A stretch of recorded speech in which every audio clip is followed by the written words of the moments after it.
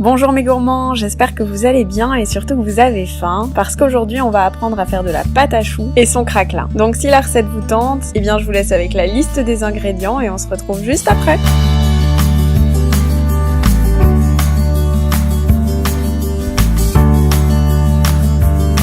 On commence donc par réaliser le craquelin, donc pour ça il suffit de mélanger tous les ingrédients ensemble, soit au robot, soit à la main, jusqu'à ce que ça forme une pâte bien homogène. Ensuite vous n'avez plus qu'à l'étaler sur 2 mm d'épaisseur et vous réservez le tout au frais.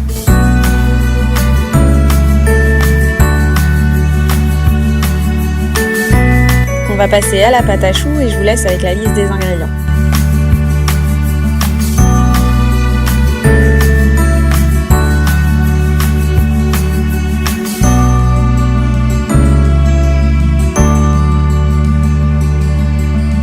Donc vous allez commencer par préchauffer votre four à 230 degrés. Ensuite dans une casserole vous allez verser le lait, l'eau, le sel, le sucre et le beurre et vous allez porter à ébullition.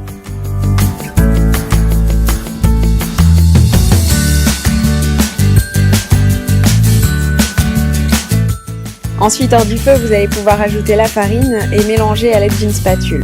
Vous allez obtenir une sorte de pâte qui s'appelle la panade. Une fois qu'elle est bien homogène, vous l'aplatissez au fond de votre casserole et vous remettez sur le feu sans mélanger. Et lorsque vous entendez votre pâte qui crépite, vous secouez votre casserole et vous devez voir dans le fond de cette casserole une fine pellicule de pâte. Ça veut dire que votre pâte est suffisamment desséchée. Donc vous pouvez la placer dans le bol de votre robot et vous allez ajouter les œufs petit à petit. Une fois que votre pâte est bien homogène, vous pouvez placer le tout dans une poche à douille, munie d'une douille lisse.